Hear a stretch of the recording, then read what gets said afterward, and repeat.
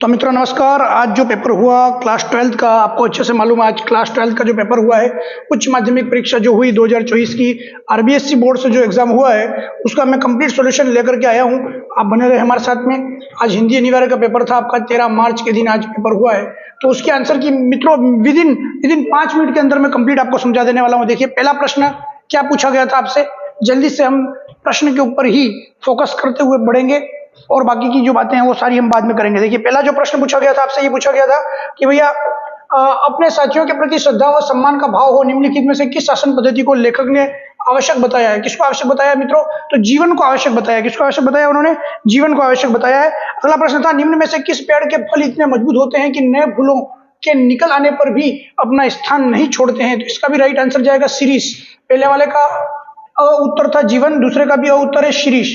जो तीसरा प्रश्न है उसकी तरफ आगे बढ़ते हैं, फटाफट हम आगे बढ़ते हैं। बाण भट्ट की आत्मकथा उपन्यास के लेखक कौन है? तो बाण भट्ट की आत्मकथा उपन्यास के जो लेखक हैं वो है आपके ऑप्शन द राइट जाएगा हजारी प्रसाद द्विवेदी। क्या राइट जाएगा? हजारी प्रसाद द्विवेदी। अगर आपने ये सही किया है तो फिर आपका उत्तर राइट जाएगा। खेत में पैदा होने वाला अन्न कुछ समय पश्चात समाप्त हो जाता है, किंतु निम्नलिखित में से जो रस कवि के अनुसार कभी चुकता नहीं है वह कौन सा रस है? उस रस की यहाँ पर बात हो रही मित्रों। राइट आंसर जाएगा साहित्य रस। साहित्य रस कवि का जो है मित्रों, साहित्य रस कभी भी सूखता नहीं है, उसकी यहाँ पर चर्चा हो रही है। अगला प्रश्न था, किस शायर की भाषा और प्रसंग सूरदास के वात्सल्य वर्णन की सादगी को याद दिलाते हैं? शायर का नाम था फिराक गोरखपुरी। क्या नाम था? फिराक गोरखपुरी इसका नाम था, फिराक गोरखपुरी। अगले प्रश्न की तरफ आगे बढ़ते हैं फटाफट फुर्ती के साथ। अगला प्रश्न नंबर 6 था आपका, कवि गोस्वामी तुलसीदास के हृदय में, कवि गोस्वामी तुलसीदास के हृदय में निम्नलिखित में से किस समय करुण रस के बीच वीर रस के उदय के रूप की अनुभूति प्रदर्शित होती है? तो देखिए इसमें कब की बात हो रही है? इसमें बात हो रही है हनुमान का संजीवनी लेकर आ जाना। हनुमान जी जब संजीवनी बूटी लेकर आते हैं तो वहां पर करुणा रस भी है, क्योंकि लक्ष्मण जी को बचाना वहां पर जरूरी था, तो उनके लिए करुणा भी है। और दूसरी तरफ वीर रस भी है, क्योंकि उन्होंने वीरता का काम किया। पूरी की पूरी संजीवनी बूटी उठाने के लिए उन्होंने पूरा पहाड़ उठा कर लिया है, तो वीरता का भी यहाँ पर बोध हुआ हमारे को, है ना। निम्नलिखित में से भाषा का सीमित, अविकसित तथा आम बोलचाल वाला रूप कौन सा है? आम बोलचाल वाला रूप मित्रों जिसको हम बोलते हैं बोली। क्या बोलते हैं? बोली। तो बोली उत्तर यहां पर बिल्कुल राइट जाएगा। यहां तक अगर आपको मैंने जितने भी प्रश्न बताए अगर आपने राइट किए हैं तो बिल्कुल आपके उत्तर सही जा रहे हैं। गलत भी जा रहे हो तो घबराइएगा मत, अगले पेपर की तरफ फोकस कीजिएगा। ये केवल समझाने के लिए आपको मैं यहां पर दिखा रहा हूं आंसर की, है ना। विजिलेंस शब्द का सही अर्थ क्या है? तो विजिलेंस का सही अर्थ होता है सतर्कता। सतर्कता जो है उसको हम बोलते हैं इंग्लिश के अंदर विजिलेंस। अगले प्रश्न की तरफ आगे बढ़ता हूं, नंबर 9। मुद्रित माध्यमों में सबसे बड़ी शक्ति यह है कि छपे हुए शब्दों में निम्नलिखित गुण होता है। कौन सा गुण होता है छपे हुए शब्दों के अंदर? आखिर कौन सा गुण होता है? तो राइट आंसर जाएगा स्थायित्व होता है। क्या होता है उसके अंदर? स्थायित्व। ऑप्शन स राइट जाएगा। रेडियो पत्रकारों को निम्नलिखित में से किसका पूरा ध्यान रखना होता है? सबसे ज्यादा रेडियो जो पत्रकार है उनको किस चीज का सबसे ज्यादा ध्यान रखना होता है? ये प्रश्न है आपका। तो राइट आंसर जाएगा इसका अपने श्रोताओं का। अपने श्रोताओं की क्या इच्छा है, क्या इच्छा नहीं है, उसके बारे में रेडियो पत्रकारों को पूरा ध्यान रखना चाहिए। निम्नलिखित में से जो आत्म कथात्मक उपन्यास गाथा निश्चय ही किशोर होते विद्यार्थियों के लिए हम कदम बन सकती है। हम कदम किसके लिए बन सकती है, ये चर्चा आपसे पूछी जा रही है। राइट आंसर जाएगा ऑप्शन द, यानी कि जूझ। उत्तर इसका राइट जाएगा ऑप्शन द। लास्ट प्रश्न था आपका अवसदा वाला, ऑब्जेक्टिव टाइप्स का। निम्नलिखित में से दबे स्वर में किसने पूछा? मेहमान गए क्या? ऐसा दबे स्वर में किसने पूछा था? ये वो पूछ रहा है आपसे, तो पूछा था यशोधर बाबू ने पूछा था। किसने पूछा था? यशोधर बाबू ने। ये 12 प्रश्न मैंने आपको फटाफट करवा दिए हैं। आप इनको अगर फिर से देखना चाहते हैं तो पीछे रिवर्स करके भी देख सकते हैं, तो आपका फटाफट कार्य हो जाएगा। मौखिक भाषा को लिखित रूप के लिए लेखन चिन्हों का प्रयोग किया जाता है। लेखन चिन्हों के लिए किसका प्रयोग किया जाता है? ये प्रश्न था। तो यहाँ पर राइट आंसर आएगा लिपि का प्रयोग किया जाता है। किसका प्रयोग किया जाता है? लिपि का यहाँ पर प्रयोग किया जाता है। तो आपका राइट आंसर लिपि जाएगा। दक्षता के लिए सही अंग्रेजी शब्द कौन सा है? दक्षता के लिए सही अंग्रेजी शब्द है एफिशिएंसी जो शब्द है वो दक्षता के लिए यूज में लिया जाता है। ठीक है, आपको ये ध्यान में रखना है। एफिशिएंसी जो शब्द है वो दक्षता के लिए यूज में लिया जाता है। नंबर 3 प्रश्न था, नक्षत्र हवा से बातें कर रहा है, इस वाक्य में कौन सी शब्द शक्ति है? तो यहां पर शब्द शक्ति आएगी लक्षणा शब्द शक्ति। कौन सी शब्द शक्ति आएगी? लक्षणा शब्द शक्ति। जब शब्दार्थ की व्यंजना अर्थ पर निर्भर होती है, उसका पर्याय रख देने पर भी अभिष्ट की पूर्ति हो जाती है, वहां पर कौन सी शब्द शक्ति आएगी? तो यहां पर आएगी व्यंजना शब्द शक्ति। व्यंजना शब्द शक्ति इसका राइट आंसर रहेगा। अगला जो प्रश्न था, जहां वास्तविक विरोध न होते हुए भी विरोध का आभास हो वहां पर कौन सा अलंकार होगा? तो यहां पर विरोधाभास होगा। क्या होगा? विरोधाभास। विरोधाभास अलंकार यहां पर आपका रहेगा। और लास्ट जो आपका था प्रश्न रिक्त स्थान वाला, भगवान भागे दुख जनता देश की फूले फले, इस पंक्ति में निहित अलंकार कौन सा है? तो यहां पर जो अलंकार आपका था वो था अनुप्रास अलंकार। कौन सा अलंकार था?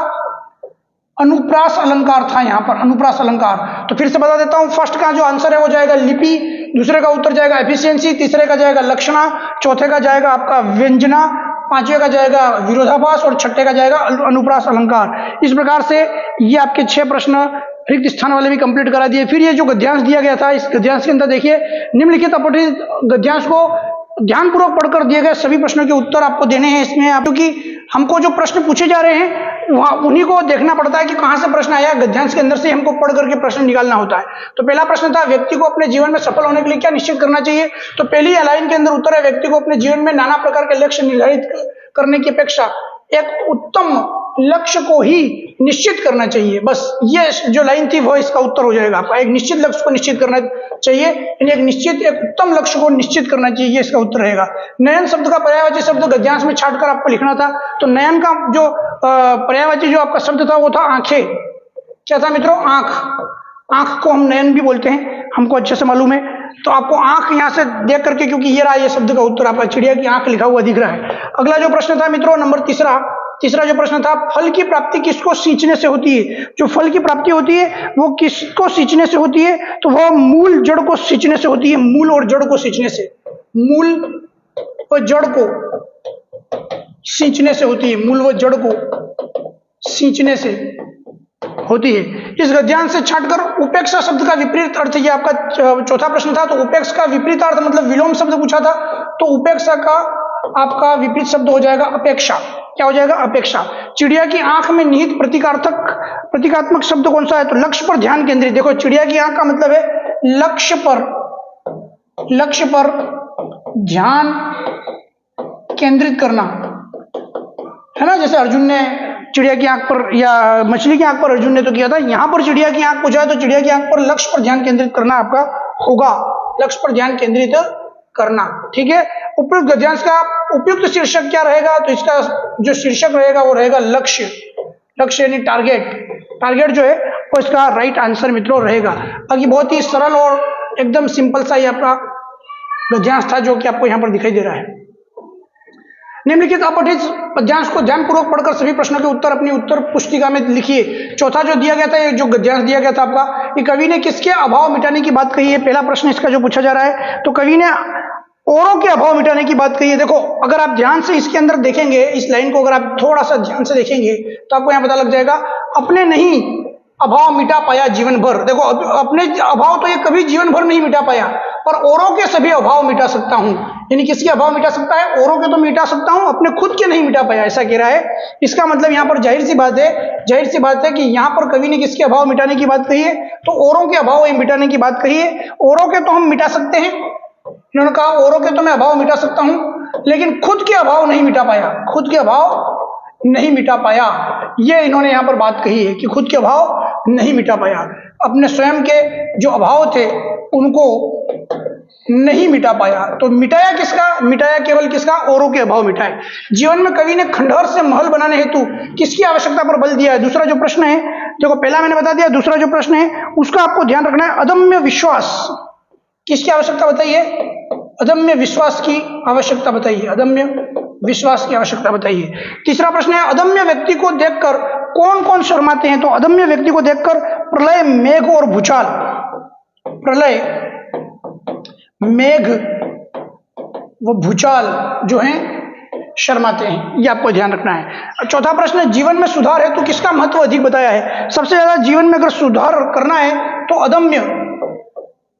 अदम्य विश्वास, इसका आंसर भी अदम्य विश्वास आपको ध्यान में रखना है। नंबर 5वां प्रश्न, कवि ने अपने आप को क्या मानकर धरती पर स्वर्ग बनाने की बात कही है? धरती पर स्वर्ग बनाने की बात क्या मानकर कही है उन्होंने? तो भाई धरती पर स्वर्ग तभी बनेगा जब हम खुद क्या बन जाएंगे, मजदूर। तो इन्होंने कहा भाई कवि ने अपने आप को मजदूर माना, तभी धरती पर स्वर्ग बनाने की बात कही, मेहनत करनी पड़ेगी। बादल का पर्याय पद्यांश से छांट कर लिखिए। तो पद्यांश से बादल का जो पर्याय शब्द था वो था मेघ। क्या था? मेघ इसका शब्द था मित्रों। इस प्रकार से अगर आप देखेंगे थोड़ा सा ध्यान से, तो यहां से आपको सारे आंसर यहां पर देखने को मिल रहे थे। देखो आप, ये वाला आपका पहला नंबर वाला हो गया। दूसरे नंबर वाले के अंदर अगर आप देखेंगे ध्यान से, तो आपको यहां पर देखने को एक चीज मिलेगी, अदम्य विश्वास, ये शब्द यहां मिल रहा था। यहां आपको दिख ही रहा है कि तूफान, भूचाल, है ना, ये सारी चीजें यहां पर देखने को आ रही थी। प्रलय, मेघ, भूचाल देखकर मुझको शर्माए, शर्माने की बात थी वो यहां पर ये थी। मैं मजदूर, मुझे देवों की बस्ती से क्या, अगणित बार धरा पर मैंने स्वर्ग बनाया। तो मजदूर बनेंगे तभी स्वर्ग बनेगा, यानी मेहनत को इन्होंने फोकस किया मित्रों। तो ये जो मुख्य प्रश्न जो थे, छोटे जो प्रश्न थे वो मैंने फटाफट आपको बता दिए, इन्हीं में ज्यादा कंफ्यूजन होता है। बाकी ये जितने खंड ब के जो 40 शब्दों में लिखने हैं वो तो आपने देखकर अपनी जो आप पढ़ करके गए होंगे उसको देखकर आपने कंप्लीट कर लिया होगा।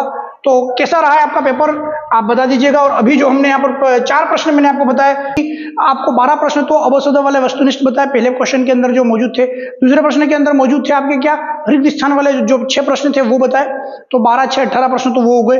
उसके बाद में मैंने आपको 5-7 प्रश्न जो थे गद्यांश से बताया और 5-7 प्रश्न पद्यांश से बताया। तो ये कैसा रहा आप जरूर बताइए मैच करके, और जल्दी से लाइक कर दीजिए अगर आपको अच्छा लगा, हेल्प हुई तो लाइक कर दीजिए। सबसे इंपॉर्टेंट कमेंट के अंदर बताइए कि और कौन कौन से पेपर आपको चाहिए।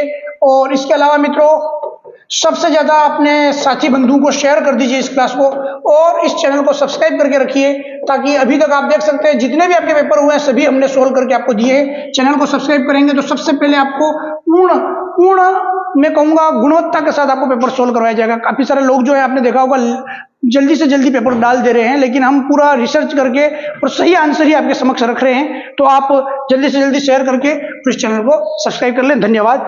आगे आपसे और मुलाकात होती रहेगी, तब तक धन्यवाद। वंदे मातरम, भारत माता की जय, इनकलाब जिंदाबाद, जय माता सरस्वती जी।